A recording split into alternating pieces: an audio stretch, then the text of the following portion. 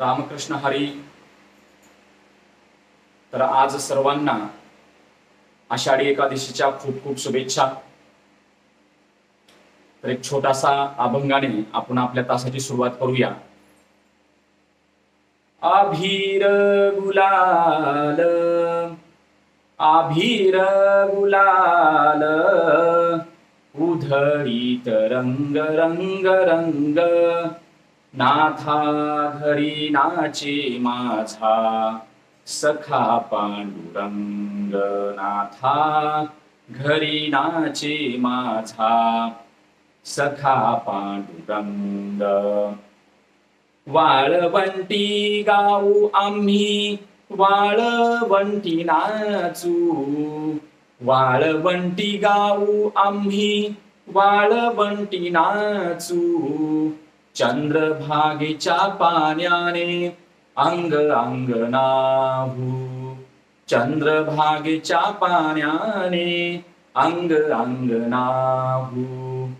विठ्ठलाचे नाम घेऊ विठ्ठलाचे नाम घेऊ होऊनी निसंग. नाथा घरी नाचे माझा सखा पांडुरंग. नाथा घरी नाचे माझा सखा पांडुरंग. तर पांडुरंगाच्या चरणी कोटी कोटी प्रणाम.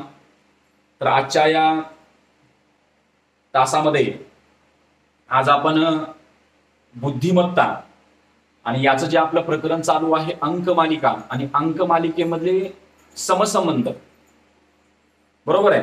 तर त्यामधील शब्दाचा समसंबंध हे प्रकरण आपण आज घेणार आहोत. तर या ठिकाणी बघा, तर शब्दाचा जो काही परस्पर समसंबंध आहे, आपण अंकाचा परस्पर संबंध यावर आधारित आपण 100 प्रश्न या अगोदरच्या व्हिडिओमध्ये पाहिलेले आहेत. तर आता आपण शब्दाचा समसंबंध परीक्षेमध्ये, स्कॉलरशिपच्या परीक्षेमध्ये, 8वी NMSच्या परीक्षेमध्ये भरपूर प्रश्न यावरती विचारत आहेत. तर त्या ठिकाणी तर बघा, तर या ठिकाणी पहिला प्रश्न बघूया आपण. तर पहिला प्रश्न आहे, आर्मीला जनरल म्हणतात तर नौसेनेला काय म्हणतात? आर्मी आणि जनरलचा जो काही संबंध आहे तो संबंध नौसेना आणि पुढच्या ह्याच्यामध्ये संबंध पाहिजे, बरोबर आहे. तर या ठिकाणी आता हे जे प्रश्न आहेत हे प्रश्न तुमच्या 8वीच्या अभ्यासक्रमावर आधारितच असतात. इतिहासामधील प्रश्न, भूगोलामधील प्रश्न, विज्ञानमधील प्रश्न, परिसर अभ्यासमधील प्रश्न, बरोबर आहे. म्हणजे जनरल नॉलेज जे आहे ते या सर्व तुमच्या पुस्तकावर आधारितच प्रश्न विचारले जातात. ओके. तर या ठिकाणी बघा, तर या ठिकाणी पहिला जो प्रश्न आहे तो प्रश्न म्हणजे काय आहे की आर्मी जनरल तर नौसेनाला काय?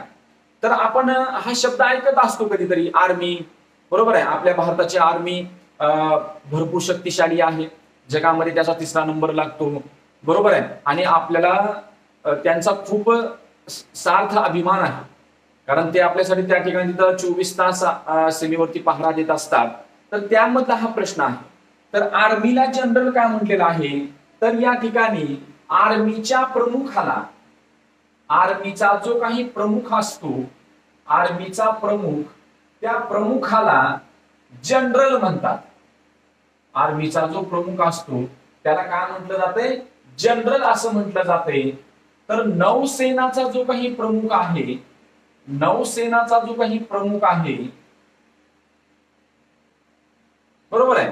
प्रमुख म्हणजे समजतं का? शाळेचा प्रमुख मुख्याध्यापक, गावाचा प्रमुख सरपंच, बरोबर आहे का नाही? जिल्ह्याचा प्रमुख जिल्हाधिकारी, एखाद्या राज्याचा प्रमुख मुख्यमंत्री आणि देशाचा प्रमुख पंतप्रधान. तसं आर्मीचा जो प्रमुख असतो तो जनरल असतो आणि नौसेना याचा जो प्रमुख असतो त्या प्रमुखाला ऍडमिरल असं म्हणतात. काय म्हणतात? ऍडमिरल. ऍडमिरल,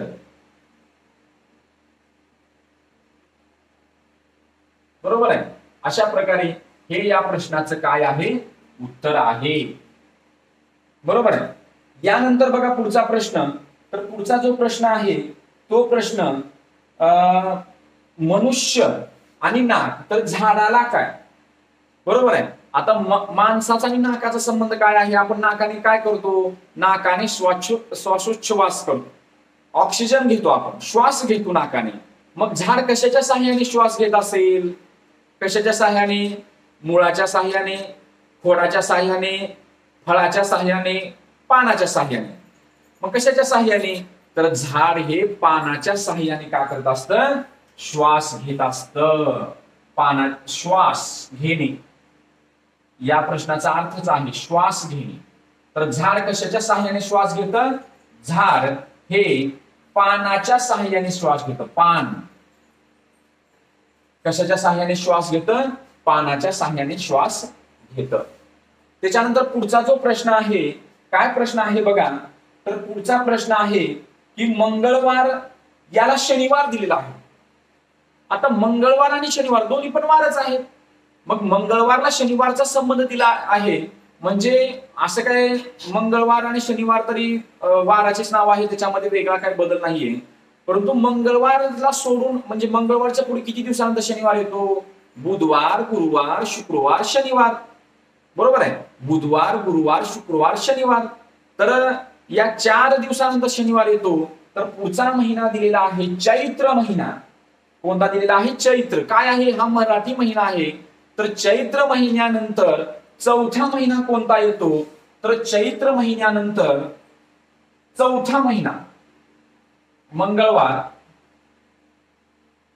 यानंतर चौथा दिवस मंगळवार, यानंतर चौथा दिवस कोणता येतो? बुधवार. तर चैत्र यानंतर चौथा मराठी महिना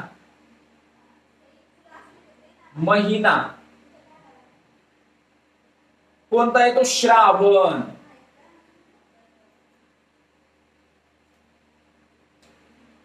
कोणता येतो? श्रावण. तर चैत्र नंतर चौथा महिना कोणता येतो? श्रावण महिना येतो. ओके. म्हणजे या ठिकाणी तुम्हाला मराठी महिने काय करायचे आहेत?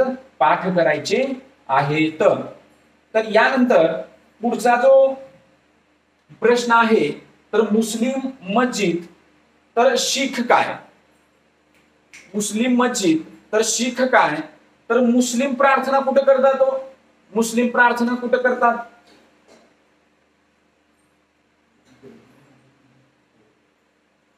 मुस्लिम प्रार्थना कुठे करतात? तर मुस्लिम प्रार्थना करतात मस्जिदमध्ये. मग शीख कोणत्या ठिकाणी प्रार्थना करतात? हिंदू कोणत्या ठिकाणी प्रार्थना करतात? असे प्रत्येकाचे जे काही प्रार्थना स्थळ आहेत ते प्रार्थना स्थळ परीक्षेमध्ये विचारले जातात. बरोबर आहे. तर या ठिकाणी मुस्लिम मस्जिदमध्ये प्रार्थना करतात, तर शीख ज्या ठिकाणी प्रार्थना करतात त्याला काय म्हणतात? तर गुरुद्वार म्हणतात. गुरुद्वार काय म्हणतात? गुरुद्वार. तर शीख गुरुद्वार, शीखांचं जे काही प्रार्थना स्थळ आहे ते प्रार्थना स्थळ गुरुद्वार या ठिकाणी आहे. म्हणजे गुरुद्वार या ठिकाणी शीख काय करतात? सर्व जो काही शीख जो संप्रदाय आहे तो त्या ठिकाणी गुरुद्वार या ठिकाणी प्रार्थना करतात. 5वा प्रश्न बघा. श्वसन संस्था फुफ्फुस दिलेला आहे, तर रक्ताभिसरण संस्था याला काय? म्हणजे श्वसन संस्था कोणते जे आपले जे अंतर्गत जे मधले जे अवयव आहेत, जे अंतर्गत जे अवयव आहेत ते अवयव कोणते अवयव संबंध येतो? आता अंतर्गत मधले अवयव कोणते? आपले बाह्य अवयव कोणते? ज्ञानेंद्रिय, डोळे, कान, नाक, जीभ, त्वचा. बरोबर आहे. आपण त्याला स्पर्श करू शकतो. परंतु जे आतले जे अवयव आहेत, हृदय आहे, फुफ्फुस आहे, जठर आहे, यकृत आहे, किडनी आहे, हे सर्व आतले अवयव आहेत. मग श्वसन संस्था म्हणजे आपण जे श्वास सोडतो आणि श्वास घेतो, या ठिकाणी श्वास सोडतो आणि श्वास घेतो हे जे आहेत ते फुफ्फुसा संबंधित आहे. कशा संबंधित आहे? फुफ्फुसा संबंधित आहे. तर रक्ताभिसरण संस्था, रक्त, बरोबर आहे. आपल्याला जे हातामध्ये इथं जे काही दिसतात त्याला काय म्हणतो आपण? शिरा म्हणतो. आणि अजून एक आहे जे दिसत नाही त्याला धमन्या म्हणतो. आणि हे जे शिरा असतात त्या शिरेमधून अशुद्ध रक्त वाहत असतं आणि धमन्यामधून शुद्ध रक्त वाहत असतं. मग हे जे रक्ताभिसरण आहे, ही रक्ताभिसरण कशाशी संबंधित आहे ते आपल्या विज्ञानच्या पुस्तकामध्ये याबद्दल दिलेलं आहे. तर रक्ताभिसरण संस्था ही हृदयाशी संबंधित आहे. कशाशी संबंधित आहे? हृदयाशी संबंधित आहे, हृदयाशी. बरोबर आहे. कशाशी संबंधित आहे? हृदयाशी. आणि यानंतर सहावा जो प्रश्न आहे, बांबू काठी तर सुईला काय? बघा, म्हणजे बांबूला काठी तर सुईला काय? तर आता बांबू ह्याच्यामध्ये बांबू पासून आपण काठी किंवा बांबूचा समान जवळचा जो शब्द आहे, बांबू पासून काठी तयार करू शकतो. बरोबर आहे. आणि या ठिकाणी सुई म्हणजे बांबू मोठा आहे, काठी लहान आहे. या ठिकाणी लिहिण्यामध्ये थोडंसं चुकलेलं आहे.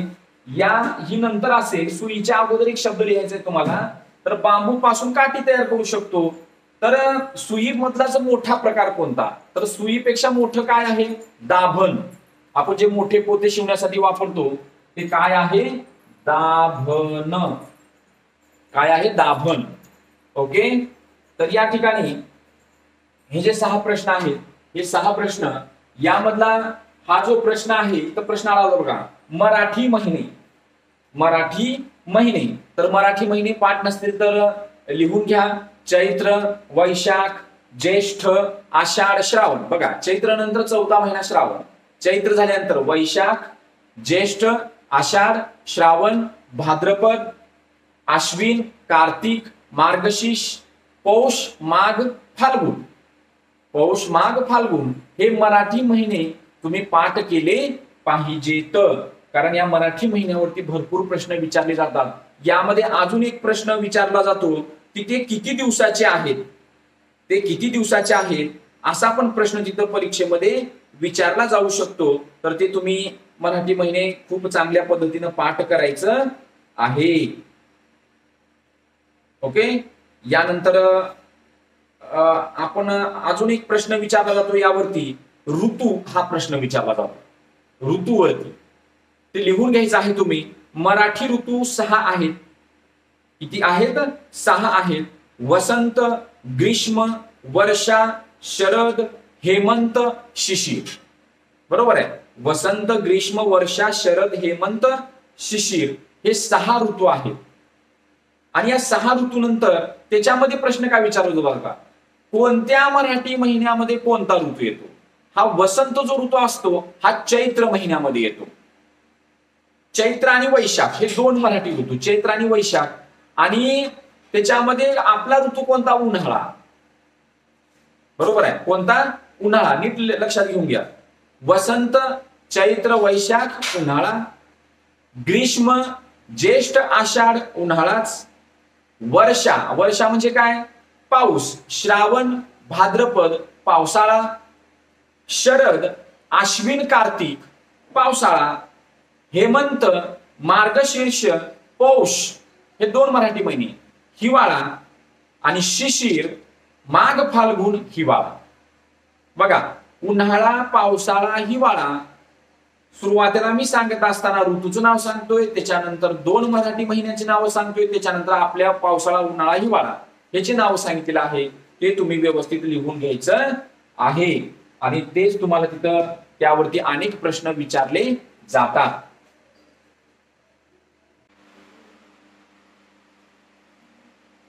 यानंतर पुढचा प्रश्न बघा. तर चोराला टोळी दिलेला आहे तर खेळाडूला काय? आता चोरापासून टोळी कधी होते तयार? एक चोर असला तर टोळी तयार होईल का? अजिबात नाही. त्याच्यामध्ये अनेक जण सहभाग असतात तेव्हा टोळी तयार होते. बरोबर आहे. म्हणजे या ठिकाणी समूहवाचक नाम आलेला आहे. अनेक समूहवाचक नाम आहे. आपण त्याबद्दल पण मराठी व्याकरणाचा जो शब्दाच्या जाती हा घटक आहे त्याबद्दल पण आता मराठी व्याकरणाबद्दल काही व्हिडिओ येणार आहे, त्यामध्ये तुम्हाला सर्व समूहवाचक नाम पण येतील. आता बघा, तर या ठिकाणी चोराची टोळी तर खेळाडूला काय? चोराची टोळी तर खेळाडूला काय? तर खेळाडू, अनेक खेळाडू एकत्र आल्यानंतर त्याचा का तयार होतो? संघ तयार होतो. का तयार होतो? संघ तयार होतो. तर फुलपाकळ्या, बरोबर आहे का? फुलापासून पाकळ्या तयार होतात का पाकळ्यापासून फुलं तयार होतात? म्हणजे लहान लहान पाकळ्या असतात त्याच्यापासून फुल तयार होतं. मग शब्द कशापासून तयार होतं?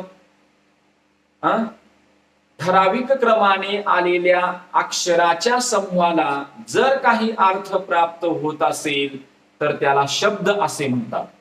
काय म्हणतात? शब्द असे म्हणतात. कशाच्या समूहाला? अक्षराच्या समूहाला. म्हणजे या ठिकाणी अक्षरापासून का तयार होतो? शब्द तयार होतो. अक्षराच्या समूहाला शब्द असे म्हणतात. अक्षराच्या समूहाला काय म्हणतात? शब्द असे म्हणतात. त्यानंतर रोग स्वच्छता तर दुर्घटना काय? रोग स्वच्छता दुर्घटना काय? तर या ठिकाणी रोग कधी होतो माणसाला? रोग कधी होतो? तर रोग हा स्वच्छता न केल्यामुळे होतो. रोग हा कधी होतो? स्वच्छता न केल्यामुळे रोग होतो. मग दुर्घटना कधी घडते? ज्या ठिकाणी आपल्याला सावधान राहायचं होतं त्या ठिकाणी आपण सावधान न राहता त्या ठिकाणी काय केलेलं आहे? आपण निष्काळजीपणानं वागलो. बरोबर आहे का? म्हणजे या ठिकाणी याचं उत्तर काय आहे?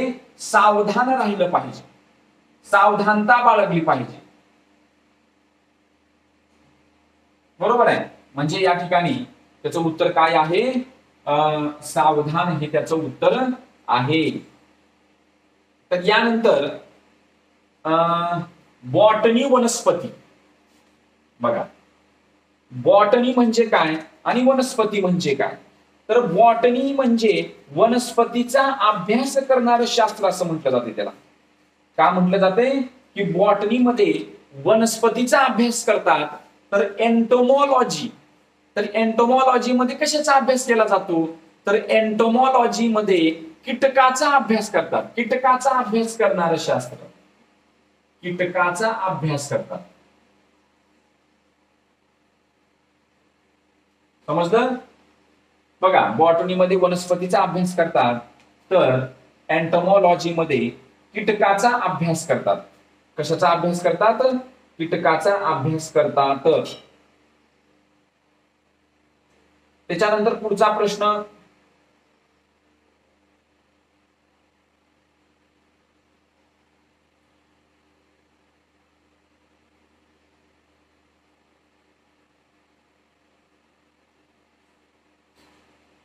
पुढचा जो प्रश्न आहे तो प्रश्न, आंबा फळ तर बटाटा काय? आंबा फळ तर बटाटा काय? तर या ठिकाणी आंब्याला फळ म्हणतात, तर बटाट्याला काय म्हणतात? काय म्हणायचं बटाट्याला? भाजी. बरोबर आहे. आपण म्हणतो माळवं म्हणतो त्याला, म्हणतात ना, दर बाजाराला आपण माळवं आणतो, भाजीपाला म्हणतो, त्याच्यामध्ये बटाटा असतं. परंतु बटाटा आहे भाजीपाला, बरोबर आहे, परंतु ते काय आहे नेमकं? मग फळ आहे का ते? नाही. तर बटाटा हे खोड आहे. काय आहे? खोड आहे. आणि खोड कशाला म्हणायचं? जे जमिनीच्या आत असते ती खोड असतं. बरोबर आहे का? म्हणजे बटाटा काय आहे? खोड आहे. आणि पुढे 12वा प्रश्न, बोटाने स्पर्श. जर बोटानं जर आपण एखाद्याला असं केलं, बोटानं असं स्पर्श करता येतो. आणि मेंदूनं काय करता येतो? मेंदू काय करतो? तर मेंदू काय करतो? विचार करतो. विचार. मेंदूनं काय करता येते? विचार करता येतो. विचार. बघा, अतिशय महत्वपूर्ण प्रश्न आहेत.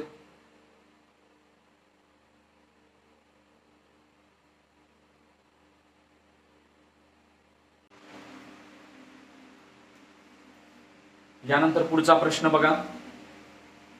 तर हे सर्व प्रश्न बघा, हे शब्दाचा सहसंबंध NMSच्या परीक्षेमध्ये बुद्धिमत्तेचा जो काही 90 मार्काचा जो पेपर असतो त्या पेपरमध्ये जास्तीत जास्त प्रश्न यावरती विचारलेले आहेत. स्कॉलरशिपच्या परीक्षेमध्ये यावरती प्रश्न विचारलेले आहेत, किंवा इतर स्पर्धा, मंथन परीक्षा असेल, नवोदयच्या परीक्षेमध्ये पण आता हे जनरल नॉलेज आहे, ते तुम्हाला पाठ पाहिजे एखादा प्रश्न त्यावरती येऊ शकतो. 5वी स्कॉलरशिपच्या परीक्षेमध्ये हा प्रश्न विचारलेला आहे, किंवा इतर स्पर्धा परीक्षासाठी मंथन असतील, त्याच्यानंतर डॉक्टर APJ अब्दुल कलाम स्पर्धा परीक्षा असतील. बरोबर आहे. त्या सर्व स्पर्धा परीक्षेसाठी हे अतिशय महत्वपूर्ण घटक आहे. तर या ठिकाणी पहिला प्रश्न बघा, पुस्तक प्रकाशक तर चित्रपटाला काय? पुस्तक प्रकाशक आणि चित्रपटाला काय म्हणते? पुस्तक आणि प्रकाशकचा काय संबंध असतो? पुस्तक कोण लिहितं? कोण लिहितं पुस्तक? लेखक लिहितो का प्रकाशक लिहितो? कोण लिहितं? तर पुस्तक लिहिणारा जो काही लेखक असतो तो. बरोबर आहे का? जो काही लेखकानं लिहिलेलं जे काही पुस्तक आहे ते पुस्तक एखाद्या व्यक्तीच्या माध्यमातून जो आपण बाजारामध्ये उपलब्ध करू त्याला प्रकाशक असं म्हणतात. बरोबर आहे का? म्हणजे लेखकाने लिहिलेल्या लिखाणाला प्रकाशक कसलाही बदल न करता प्रकाशित करत असतो. बरोबर आहे का? प्रकाशक त्याच्यामध्ये बदल अजिबात करत नाही, त्याचं काम असतं प्रकाशित करणं. तर अशा पद्धतीनं चित्रपट, तर चित्रपट कोण कोण प्रदर्शित करतं? तर चित्रपट निर्माता प्रदर्शित करतो. बरोबर आहे का? कोण प्रदर्शित करतं? निर्माता. ओके, निर्माता. त्याच्यानंतर बघा पुढचा प्रश्न, संदर्भ साहित्याला शब्दकोश असं म्हटलेलं आहे, तर नियतकालिकाला काय? तर शब्दकोश म्हणजे काय? शब्दकोश कशाचं उदाहरण आहे? तर शब्दकोश हे संदर्भ साहित्याचं उदाहरण आहे. बघा, शब्दकोश हे संदर्भ साहित्याचं उदाहरण आहे, तर नियतकालिक हे कशाचं उदाहरण आहे? सॉरी, मग नियतकालिकाचं एखादं उदाहरण तुम्हाला माहित पाहिजे, तर नियतकालिकाचं एक उदाहरण म्हणजे वर्तमानपत्र. वर्तमानपत्र. ओके. त्यानंतर रानटीला सुसंस्कृत दिलेला आहे. रानटीला सुसंस्कृत देणं म्हणजे काय होणं? विरुद्धार्थी शब्द आहे तो. रानटीला सुसंस्कृत, तर अंधारला काय म्हणजे विरुद्धार्थी शब्द. किती सोपा प्रश्न आहे. तर अंधारला काय येतं? प्रकाश येतं. प्रकाश. ओके. म्हणजे बघा तुम्ही या प्रत्येक प्रश्नाचा अभ्यास करताना कुठलेही इतिहासामध्ये प्रश्न आहेत, भूगोलामधले प्रश्न आहेत, विज्ञानामधले प्रश्न आहेत, मराठी व्याकरणामधले प्रश्न आहेत, म्हणजे सगळाच अभ्यास या ठिकाणी समसंबंधामध्ये होऊन जातो. बघा, अतिशय महत्वपूर्ण प्रकरण आहे मानसशास्त्र. मानसशास्त्र आणि वर्तन याचा काय संबंध आहे? तर मानसशास्त्रामध्ये वर्तनाचा अभ्यास केला जातो. बरोबर आहे का? मानसशास्त्रामध्ये वर्तनाचा अभ्यास करणारं शास्त्र म्हणजे मानसशास्त्र. बरोबर आहे. शिक्षक भरतीमध्ये हा विषय आहे मानसशास्त्र, किंवा अनेक डीएडच्या अभ्यासक्रमामध्ये मानसशास्त्र विषय आहे. बरोबर आहे. वर्तनाचा अभ्यास करणारं शास्त्र म्हणजे मानसशास्त्र. आपण मग पाहिलं की अँटोमॉलॉजी, कीटकाचा अभ्यास करणारं म्हणजे शास्त्र अँटोमॉलॉजी असं म्हटलं जातं. बरोबर आहे का? त्यानंतर या ठिकाणी बघा, तर पुरातत्वशास्त्र म्हणजे काय? की प्राचीन काळातील ज्या काही वास्तू आहेत त्या जमिनीमध्ये गाडल्या गेल्या, त्याचं उत्खनन केल्यानंतर अनेक संस्कृती आढळून आल्या. ज्या पद्धतीनं मोहनजोदडो, हडप्पा संस्कृती, बरोबर आहे, या अनेक संस्कृती आपल्या उत्खननामध्ये सापडल्या. ऐतिहासिक गोष्टी म्हणजे या ठिकाणी तुम्ही याचं उत्तर काय लिहू शकता? ऐतिहासिक स्मारके. ऐतिहासिक स्मारके किंवा प्राचीन संस्कृती पण त्याचं असं उत्तर लिहू शकता. बरोबर आहे. जे पर्यायामध्ये आहे ते ऐतिहासिक स्मारकाचा अभ्यास करणारं शास्त्र. बरोबर आहे. पालन पोषण करणे आणि दुर्लक्ष करणे. पालन पोषण करणेचा विरुद्धार्थी. पालन पोषण करणे म्हणजे त्याचं संगोपन करणे, त्याला सांभाळणे. बरोबर आहे. तर दुर्लक्ष करणे म्हणजे त्याचं इग्नोर करणे त्याला. बरोबर आहे. तर निंदा करणे म्हणजे काय? आता विरुद्धार्थी शब्द. निंदा करण्याचा विरुद्धार्थी काय होईल? गुणगान करणे, कौतुक करणे. गुणगान करणे, कौतुक करणे. ओके. यानंतर पुढचा जो प्रश्न आहे, कंपनी उत्पादन, तर शाळा काय करते? कंपनी उत्पादन करते, मग शाळा काय करते? शाळा शिक्षण देते. शाळा काय देते? शिक्षण देते. शिक्षण. बघा, अतिशय महत्वपूर्ण.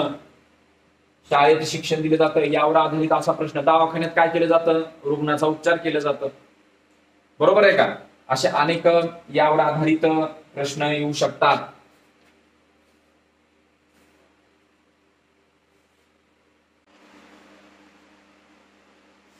तर या ठिकाणी यानंतर दुसरा प्रश्न बघा पुढचा या ठिकाणी. तर प्रश्न काय आहे बघा. तर 14 नोव्हेंबरला पंडित जवाहरलाल नेहरू, तर 2 ऑक्टोबरला काय? तर हा प्रश्न आपल्या पुस्तकावर आधारित जे काही पाठ्यपुस्तक आहेत 8वी पर्यंत, सर्व 10वी पर्यंतच्या पाठ्यपुस्तकावर आधारित प्रश्न आहेत. 5वी स्कॉलरशिप मध्ये आणि 8वी स्कॉलरशिप मध्ये बसायचं म्हणजे या ठिकाणी भरपूर नॉलेज घ्यायचं. म्हणून प्रत्येक विद्यार्थ्यांनी 5वी स्कॉलरशिपच्या, 8वी स्कॉलरशिपच्या आणि एनएमएसच्या परीक्षेमध्ये अवश्य बसायचं, नवोदयच्या परीक्षेमध्ये. बेसिक पक्क होतं, बरोबर आहे. आणि आपल्या या चॅनलच्या माध्यमातून आपण सर्वच भाग मोफतपणे विद्यार्थ्यांसाठी आपण घेत आहोत.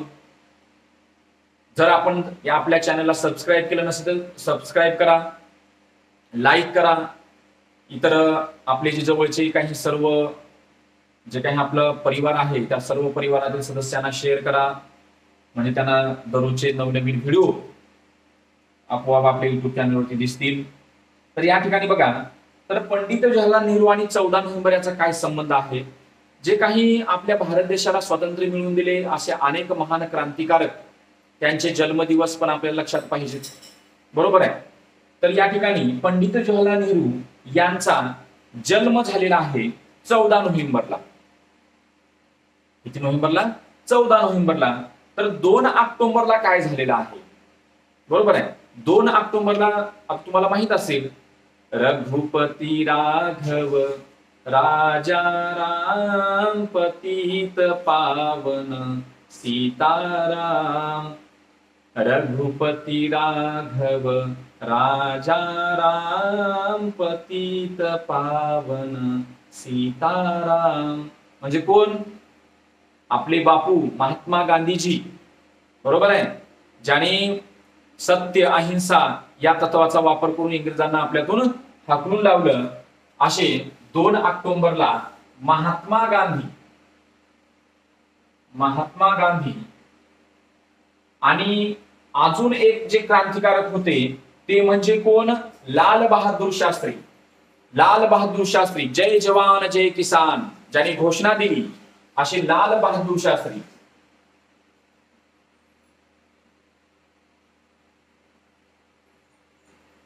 या 2 महान विभूतींचा हा जन्मदिवस आहे. कोणता? 2 ऑक्टोबर आणि 14 नोव्हेंबर पंडित जवाहरलाल नेहरू यांचा. बघा पुढचा प्रश्न, तांबडा फॉस्फरस विज्ञान मधला प्रश्न आला. डायरेक्ट इतिहासातून विज्ञान मध्ये उडी मारायची आता आपण, बरोबर आहे. दुसरीकडे उडी जाऊ देऊ नका, डायरेक्ट इतिहासामध्येच येऊ द्या. तांबडा फॉस्फरस आगपेटी, तर ग्रॅफाइटला काय? तर हा जो तांबडा फॉस्फरस आहे विज्ञान मध्ये हा प्रश्न आहे. 5वी 6वी 7वीच्या प्रत्येक इयत्तेमध्ये अशी माहिती दिलेली आहे, बरोबर आहे. मग तांबडा फॉस्फरस कुठं वापरला जातो? आपण जे आग आपले आपण काय म्हणतो, काडीचा डब्बा, काडी डब्बा, त्याला आग पेटी. त्याच्यामध्ये जे काडीला जे पुढे जे असतं बघा ते लाल, त्याच्यामध्ये तांबडा फॉस्फरस असतो, त्यामुळे तर ते पेट घेतं, बरोबर आहे. म्हणजे तांबडा फॉस्फरस हा आग पेटीमध्ये वापरला जातो. मग ग्रॅफाइट मध्ये का, म्हणजे ग्रॅफाइट कुठं वापरलं जातं?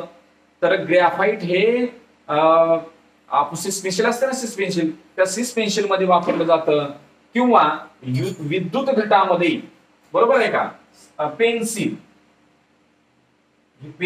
किंवा विद्युत घटामध्ये ग्रॅफाइट वापरलं जातं. ओके, चला पुन्हा अजून इतिहासामध्ये जायचं आपल्याला. अबुल फजल, ज्याने 8वीचा इतिहास वाचला असेल, 6वी 7वीचा इतिहास वाचला असेल, त्या ठिकाणी हा प्रश्न आहे. अबुल फजल अकबरनामा काय आहे? अबुल फजल कोण होता?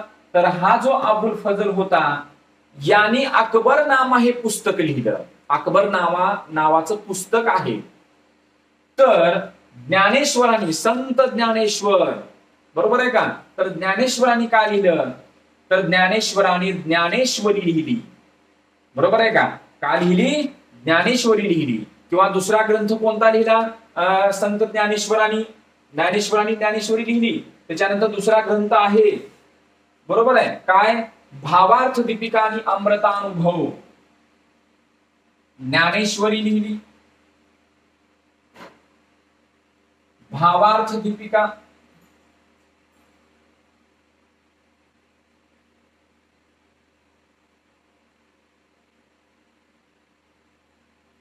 आणि अमृतानुभव.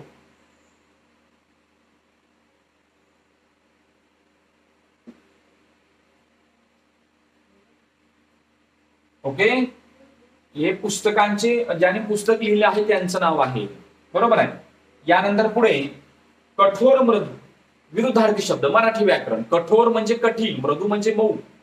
जे मऊ शांत म्हणजे मऊ लवकर मोडता येतात, कठोर म्हणजे कडक.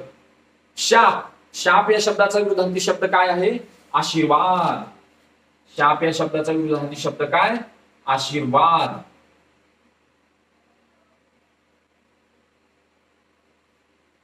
आणि यानंतर मोतीबिंदू डोळा, तर गलगंडला काय? तर मोतीबिंदू हा डोळ्याला होणारा आजार आहे. बरोबर आहे का? मोतीबिंदू हा डोळ्याला होणारा आजार आहे. तर गलगंड हा कुठं होतो? गलगंड गालाला होतो? नाही. मग कुठं होतो? गळा. तर गलगंड हा गळ्याला होणारा आजार. गळ्याला होणारा आजार.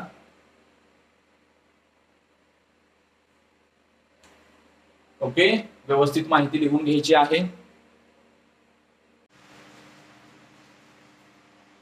यानंतर पुढचा प्रश्न बघा. तर या ठिकाणी प्रश्न आहे, सुनीता विल्यम्स, या ठिकाणी रिकामी जागा दिलेली आहे. बरोबर आहे. तर महेंद्रसिंग धोनी, असा कसा प्रश्न झाला? इथं पुढे लिहायचं राहिलेलं आहे, महेंद्रसिंग धोनी कोण आहे? खेळाडू आहे.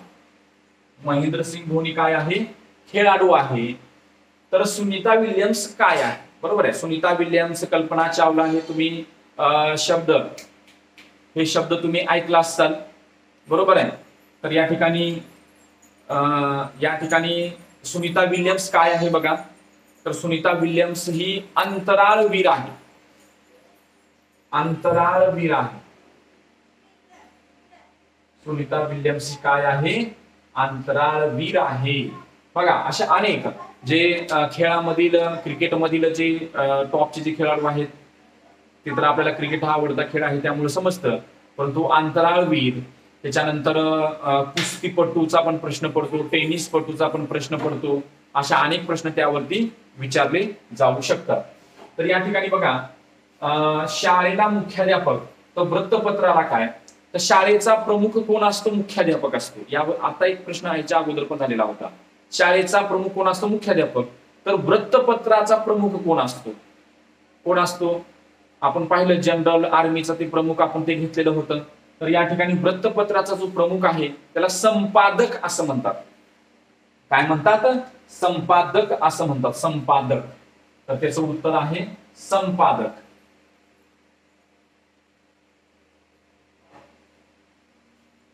बरोबर आहे.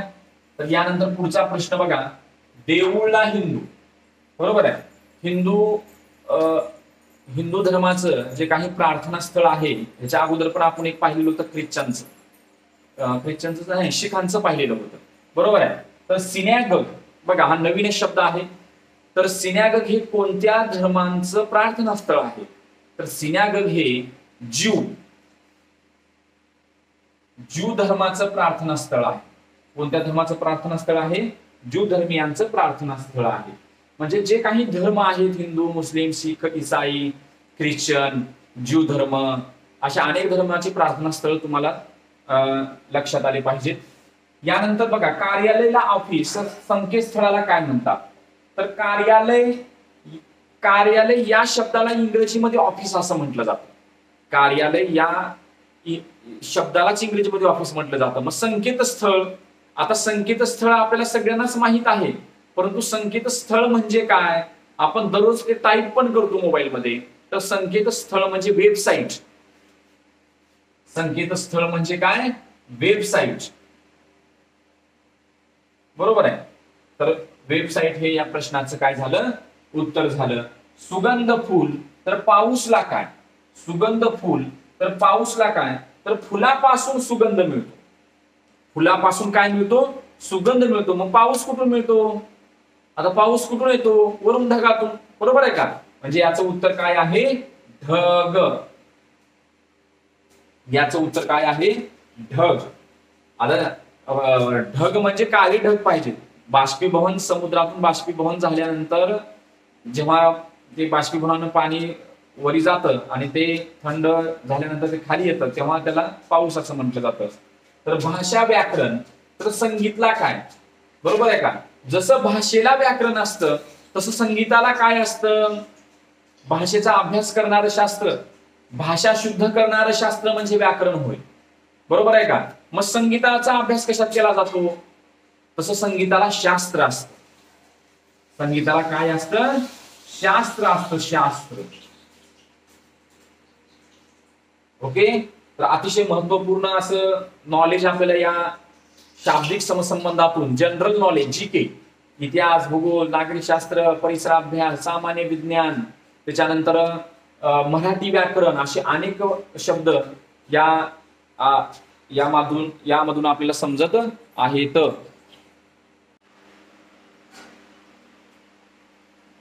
यानंतर पुढचा प्रश्न बघा.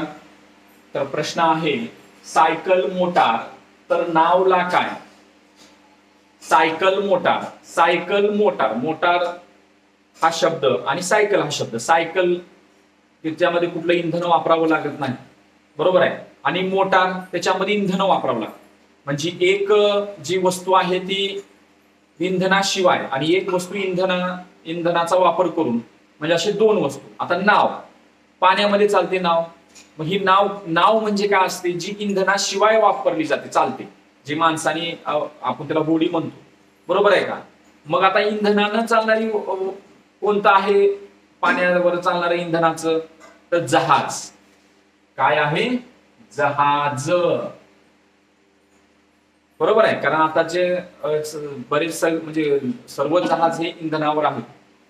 यानंतर बघा, 12 राशी 27 लाख आहे. खूप सुंदर प्रश्न आहे. मला वाटतं की तिसरी का चौथी मध्ये प्रश्न आहे, तिसरी का चौथी मधल्या भूगोलात परिसर अभ्यास मधला हा प्रश्न आहे. तर 12 राशी, तर 12 आणि राशीचा काय संबंध आहे? तर या ठिकाणी अवकाशातील 12 तारका समूहांना, आकाशामध्ये जे 12 तारका समूह आहेत त्या तारका समूहांना राशी म्हणून ओळखतात, आणि जे काही 27 तारका समूह आहेत त्याला नक्षत्र म्हणून ओळखलं जातं. काय म्हणून ओळखलं जातं? नक्षत्र. नक्षत्र म्हणून ओळखलं जातं, नक्षत्र, बरोबर आहे. 12 हे राशी आहेत, 27 हे नक्षत्र आहेत, व्यवस्थित लक्षात ठेवा. तर यानंतर बघा, या ठिकाणी मोसंबी पासून ज्यूस बनवतात, तर गहू पासून काय बनवतात? गहू पासून. आता या ठिकाणी पर्यायामध्ये चपाती पण आहे, परंतु चपाती हे त्याचं उत्तर नाही. कारण आता मोसंबी पासून ज्यूस बनवतात म्हणजे द्रवरूप पदार्थ आहे, बरोबर आहे, पातळ पदार्थ आहे. तसं गहू पासून द्रवरूप पदार्थ का तयार करतात? तर त्याला एक पदार्थाचं नाव आहे, आणि ते नाव म्हणजे लापशी असं नाव आहे.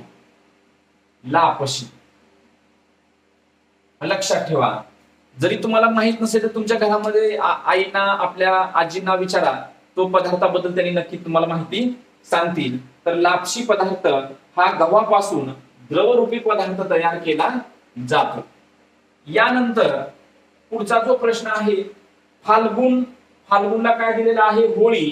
तर कार्तिकला काय? फाल्गुनला होळी, तर कार्तिकला काय? तर बघा, मी ह्याच्या अगोदर पण तुम्हाला सांगितलं होतं, मराठी महिने, मराठी ऋतू, आणि ते महिने किती दिवसाचे. आपण यानंतरचा जो व्हिडिओ आहे त्यामध्ये सगळी माहिती मी सुरुवातीला तुम्हाला ती देणार आहे, कारण ते तुम्हाला अगोदर माहित पाहिजे. आणि कोणत्या महिन्यामध्ये कोणते सण येतात, कारण आपण इंग्रजी महिने पाठ असतात, जानेवारी, फेब्रुवारी, पण ते प्रश्न विचारत नाहीत परीक्षेमध्ये. मराठी महिने, महाराष्ट्रामध्ये राहून मराठी महिने पाठ नाहीत, मराठी ऋतू पाठ नाहीत, म्हणजे आपला महाराष्ट्राचा अपमान आहे. त्यामुळे मराठी महिने, मराठी ऋतू आणि त्यामध्ये येणारे जे सण आहे ते सर्व सण आपण पुढच्या तासामध्ये घेणार आहोत. तर फाल्गुन महिन्यामध्ये होळी साजरी केली जाते.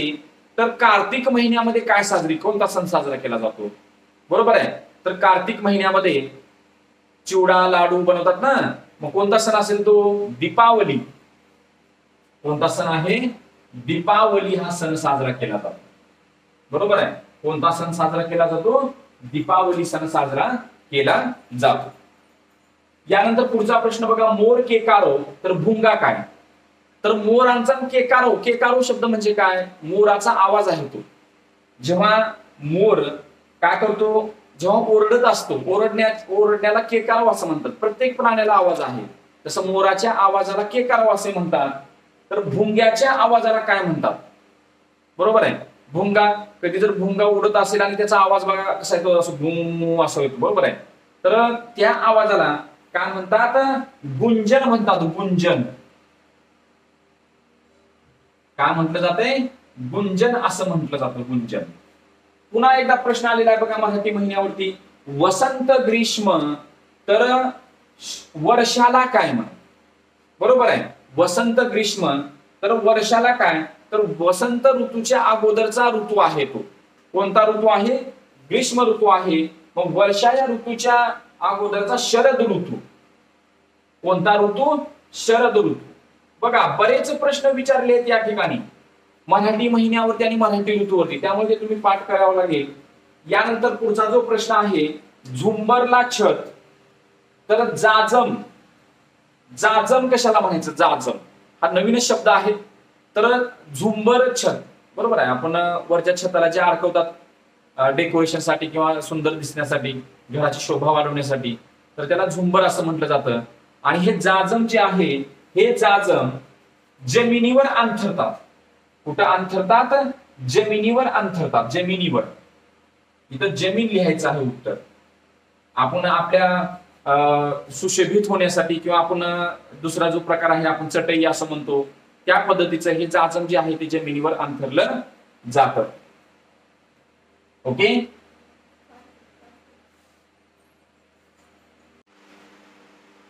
तर यानंतरचे जे काही प्रश्न आहेत, 36 प्रश्न झालेले आहेत. तर पुढील प्रश्न पुढच्या व्हिडिओमध्ये आपण घेऊया. तर सर्व माझ्या प्रिय विद्यार्थ्यांना, जे काही माझे दररोजचे व्हिडिओ सर्व बघत आहेत त्या सर्व पालकांना खरं तर मनापासून मी धन्यवाद देतो.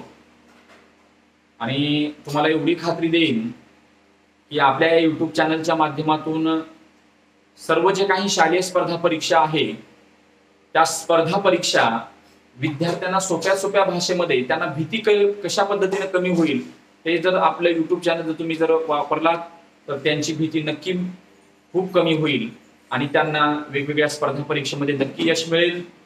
तर पुन्हा एकदा आषाढी एकादशीच्या सर्व भक्तांना खूप खूप शुभेच्छा.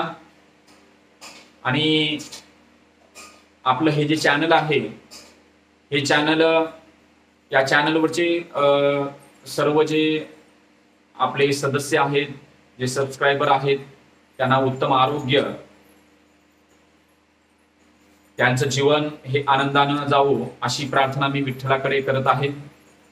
तर आपलं हे जे चॅनल आहे, हे चॅनल सर्वांनी सबस्क्राईब करा, लाईक करा, शेअर करा, बेल आयकॉनला क्लिक करा आणि सर्व गरजू विद्यार्थ्यांना आपलं हे जे चॅनलची लिंक आहे ते पाठवा. ओके. रामकृष्ण हरी.